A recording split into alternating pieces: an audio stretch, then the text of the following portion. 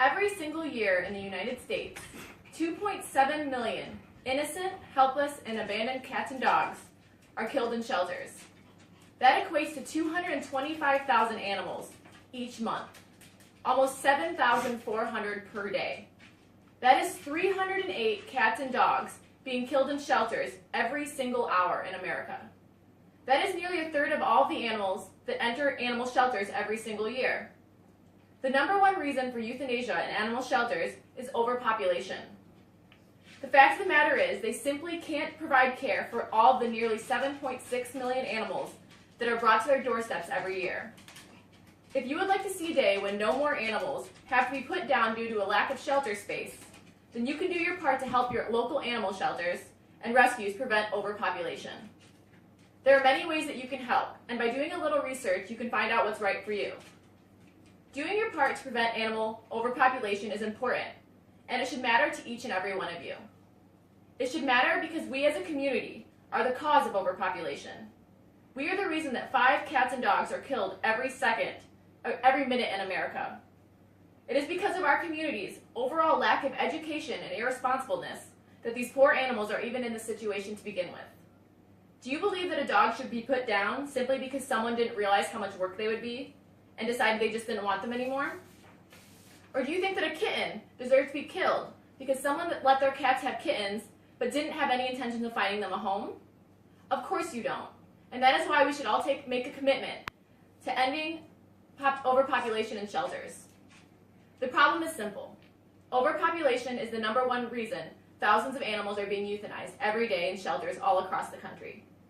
2 primary factors contribute to overpopulation. The first is allowing cats and dogs to produce, with little chance to find the offspring a home. The second is pets being relinquished by owners, who can no longer keep them or want them. The result of these factors is that there are more pets than there are responsible homes for them. Of the dogs entering shelters, 31% of them are euthanized, and of the cats, 41% are euthanized. There are typically 2 ways animals are surrendered to a shelter.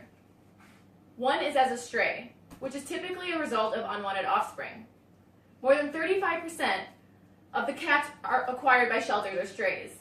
It is estimated that there are more than 70 million stray cats in the United States alone.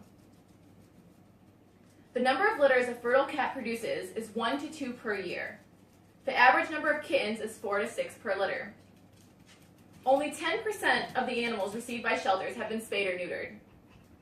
The second way that an animal is surrendered to a shelter is by their families. The most common reason a family surrenders their animal is because their place of residence does not allow them. The second reason is because of behavioral issues, and the third is not having enough time for the animal. There is an estimated 160 million cats and dogs owned in the United States. Approximately 40% of all households have dogs, and approximately 40% have cats. We are a nation that loves our pets, or at least having them. Unfortunately, of all of the pets purchased in the U.S., 20% of them end up being surrendered to rescues. I know that none of you support the killing of dogs and cats. I believe that you honestly don't want euthanasia to be the answer to a problem that we as a society have created. But stop and ask yourself, is there something that I have unintentionally done or not done that has contributed to this problem? And if there was something that I could do to stop the killing of innocent animals, would I do it?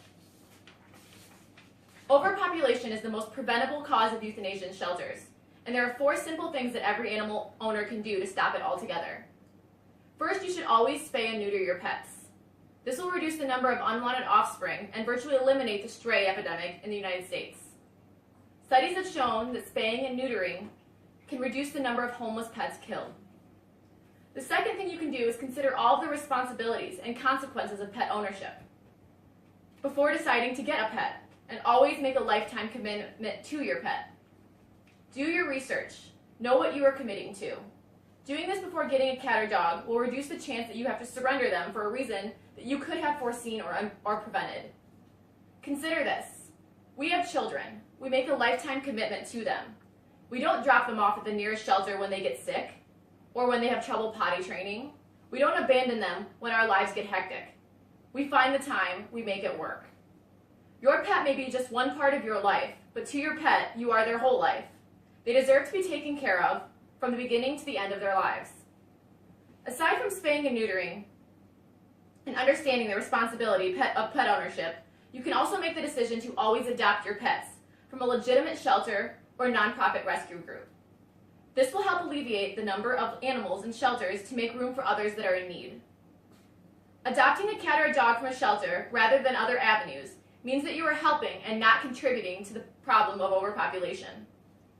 28% of the dogs and cats owned in the United States are purchased from breeders. That is 44 million animals. If those animals were instead adopted from shelters, it would virtually eliminate overpopulation. That would be equivalent to approximately 5 years worth of animals that are surrendered to shelters. The last thing you can do to eradicate overpopulation is to educate your children, your friends and your family members, and coworkers about pet overpopulation, adoption, and the importance of spaying and neutering. Doing these simple things not only help eliminate overpopulation, it can also be beneficial to you. For one, dogs and cats adopted from shelters have already been spayed and neutered. Most of them have already been dewormed and vaccinated as well. This can save owners hundreds of dollars on vet fees and related illnesses that could have been prevented through spaying and neutering. In addition, the cost to the owner is usually much less expensive than buying one from a breeder or a store. Now, keeping this all in mind, there are arguments against each of these proposals. There are some that feel there are negative health effects to spaying and neutering your animals.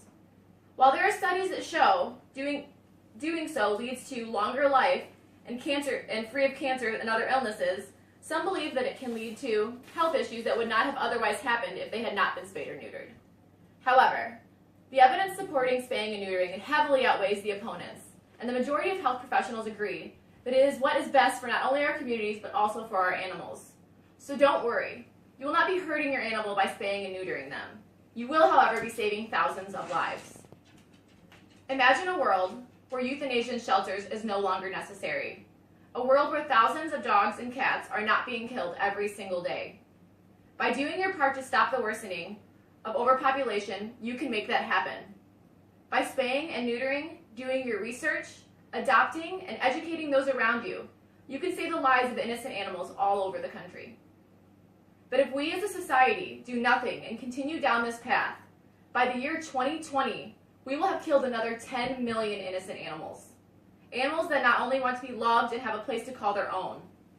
They will be dropped off on the steps of an unfamiliar place, scared and alone, only to find a most untimely fate. These animals deserve more than this. They have the right to a life in which their worth is not determined by irresponsible people. I implore you to look at yourself and decide which side of this fight you want to be on. Earlier, I urged you to ask yourself what role you play in all of this. You now have the power to make a huge difference. You know how to help, and you know how you can hurt. Now ask yourself again, is there something that I can do to stop the thousands of innocent animals being killed? Would I do it? I will leave you with this last statement, given to us by the great Albert Einstein.